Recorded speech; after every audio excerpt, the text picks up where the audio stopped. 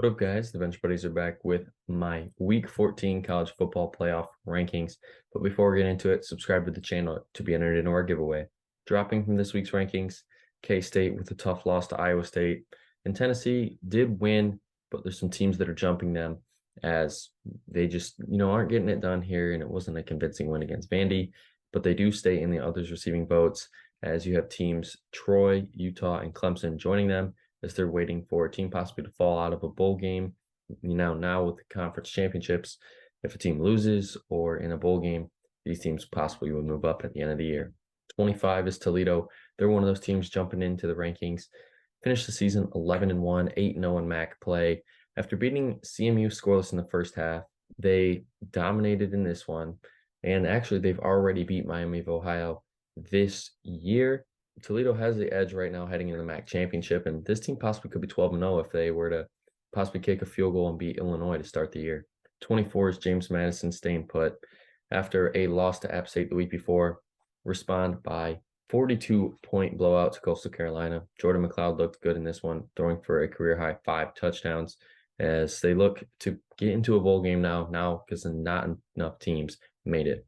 23 is NC State. They're the other team jumping into the rankings. Take care of business against North Carolina.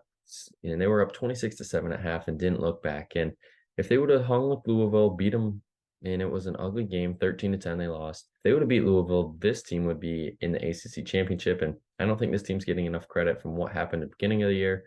And now they've won 5 straight. So at one point they were 4-3, kind of down on their luck, but they rattled off 5 straight, finished ACC play 6-2, heading into a bowl game. 22 is Iowa. The under hit in a 25.5 over-under. They went on the road, won at Nebraska with a game-winning field goal. And biggest question is, how is Iowa going to fare with Michigan? Are they going to be able to put up more than 10, 13 points against that Michigan defense that let Ohio State only score 24 on them? I'm not liking those odds, but maybe Iowa's defense has something up their sleeve. 21 is Oregon State, and they get creamed on the road against Oregon. And they also lost their head coach, Jonathan Smith, to Michigan State. So now what are they going to do? Possibly join a new conference. They need a new head coach for sure. And I expect a big turnover rate here this offseason.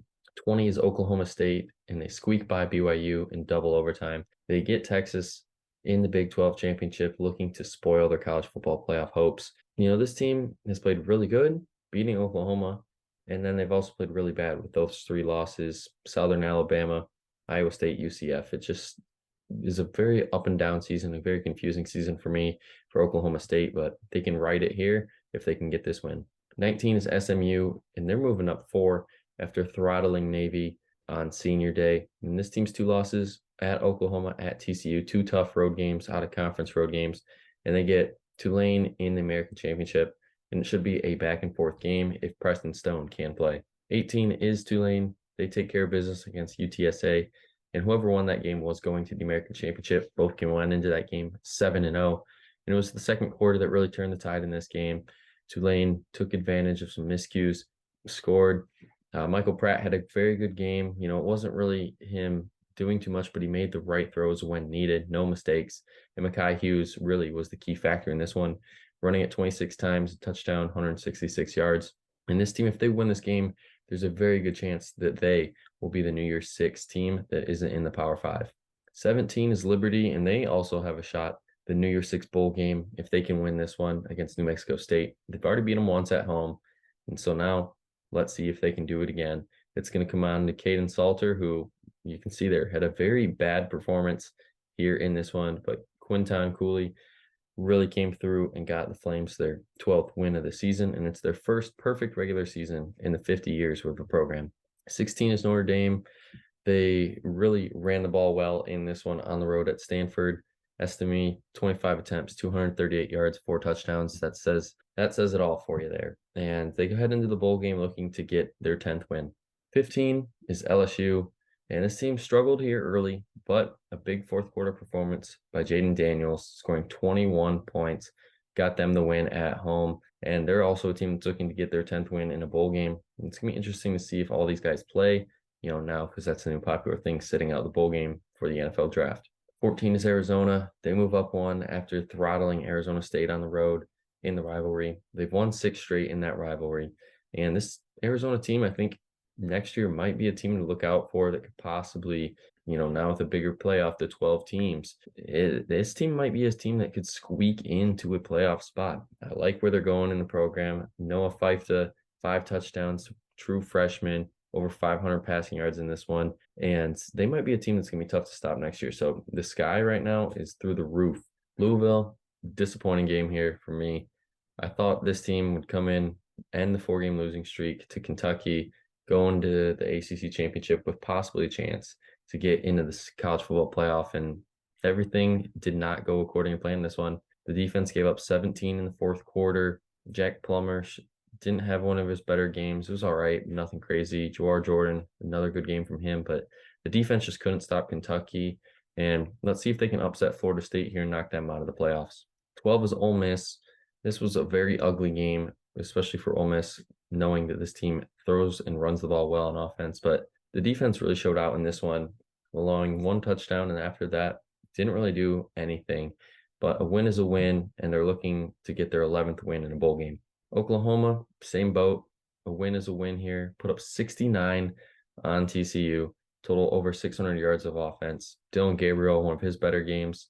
And Gavin Sawchuk, 3 touchdowns on the ground, with Drake Stoops having another great game. They head into a bowl game looking to get that 11th win as well. Penn State, same boat. This team, though, the defense, really well. 42-0. And on the road in Ford Field, put on a clinic here. And if Penn State was in any different conference, I think this team might be 11-1, possibly 12-0.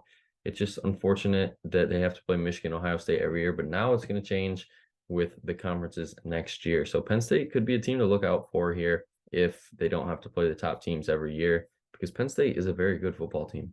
9, Missouri, same boat here. I know I'm repeating myself here, but all these teams are 10-2 that are just hanging around and just had one tough loss. But I think they're going to a New Year's 6 bowl game here. They've earned the right, had a great year, and they scored 41 straight to start the game. So Brady Cook, Cody Schrader, these 2 guys have been electric this year, and I expect it to continue in the bowl game. Now, this is where we get interesting. 8, I think anyone from 8-1 can make the playoffs, and start it with Alabama here. If they can upset Georgia in the SEC championship and possibly a few things to happen, I think Bama could possibly squeak in there as the 4 seed. And call me crazy, but Bama, I know what happened against Auburn on the road, the 4th and 31 Hail Mary to keep the playoff hopes alive. It happens, and that's how these things happen, fluke things like that. And then they play way better than they should in the SEC championship. And I know I'm asking for a lot here from Bama, but the team coached by Nick Saban doesn't seem like that'll be a repeat performance. I think they'll come out ready against Georgia. 7, Ohio State. Obviously, they need a lot to happen as well. Pretty much all chalk is what they need to happen. Everyone in front of them to lose. They lost to Michigan for the 3rd straight year. Firing Ryan Day, I know the reports have come out where a lot of fans want his head and want him fired. But besides these 3 losses to Michigan, this man, and obviously playoffs and bowl games, he's 1-3 as well. Besides that, I think he was 51-1 against every other team in the regular season. So hold your horses here on Ryan Day. It took Jim Harbaugh a few years to get acclimated and finally start, paving the way here. The only thing I think concerns me here, obviously losing Marvin Harrison Jr. is going to be a big loss for this team, and Emeka Egbuka. So next year's receiving corps are going to be a little different. So that's going to be something to watch out for this year. 6 is Texas. Now, this is where things get interesting for them as well. Need a few things to happen in front of them. Probably FSU and Washington or Oregon. One of those has to lose. So they need FSU to lose here if Texas wants to get in. But if they lose and Bama wins, I could see this team jumping them and possibly sneaking in. And the defense really played well in this one. 3 interceptions, including a pick 6. But if Texas can win this game, I think it's going to be tough for the committee to not put this team in over Florida State. I know it's crazy right now where I have Florida State. You'll see them next slide.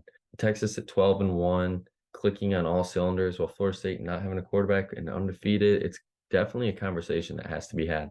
5, Florida State. They beat Florida for their 18th straight win. Like I said, it's going to come down to what the committee thinks. Tate Rodemaker, underwhelming performance here, was on the shoulders of Trey Benson in this win. The defense stood tall in the second half when it mattered. Now they get Louisville, and the spread is telling you it's -3. And the spread's telling you that this should be a close game. unless Tate Rodemaker can have a good game and throw the ball well. If he can throw the ball well, I think Florida State runs away with it. And at 4, I have Oregon. Yeah, that's right. I have Oregon in my top 4 because of this dominant performance. Their resume speaks for themselves. They went for it on 4th down and didn't get it against Washington earlier in the year. That led Washington going down the field to score, take the lead. And then they missed the field goal here. And I know it's a lot of what ifs, but what if Oregon wins that game? I think Washington's season is completely different. I think they have at least 2 losses, and Oregon probably has a case to be even ahead of Michigan or Georgia just because of how many ranked teams they beat at the time. But that's not the case. They're looking for a clean slate. It doesn't matter now. None of that crap matters as they get Washington to more than likely see who's making the playoff. And Washington squeaks by Washington State, a field goal at the end to win the Apple Cup. And like I said, they get Oregon this week. So whoever wins this one, going to the playoff. The offense hasn't looked as good as they had since the Oregon game. The team has kind of been lackluster, but they found ways to win. Penix is doing what he has to do, and Rome Odunze obviously been balling out. So this Friday night is going to be a good one. At 2 are my Michigan Wolverines for the 14th straight week. Finally beat Ohio State in a good team. You know, the week schedule didn't matter. They took care of business when it mattered. And now they get Harbaugh back for the Big Ten championship and beyond. And this team seems like a lock for the college football playoff. They have a 95% chance to make the playoff. Losing to Iowa may hurt those chances from right now. I don't see that happening the way this team's playing. And they did lose Zach Zinner for the year with a gruesome leg injury, but I think the boys are going to rally behind that, move past it. And then obviously Blake Corum in this Ohio State game played well, really put the team on his back with those 2 touchdowns. And Michigan is clicking on all cylinders right now. That one, of course, for yet again the 14th week is Georgia. They hold off Georgia Tech. It wasn't as big of a win I thought was going to happen. I know it was a road rivalry game, but I thought Georgia would have took care of business probably by double digits, but that didn't happen. And, like I said, Georgia, if they lose this game to Bama and a few things don't go their way, this team might not make the playoff. I know it's crazy to sound. I'm not saying Georgia's going to lose, but I'm just saying theoretically, you just got to look at what could happen. And Georgia could possibly be on their way out here if they do get upset. But Carson Beck needs Ladd McConkey and Brock Bowers to play in this game against Bama. Those 2 play, then I think it's going to be tough to stop. But that's going to be it for this week's rankings. Check back next week after all the conference championship games, and you'll see my final rankings heading into all the bowl games. But until next time, the Bench Buddies are out.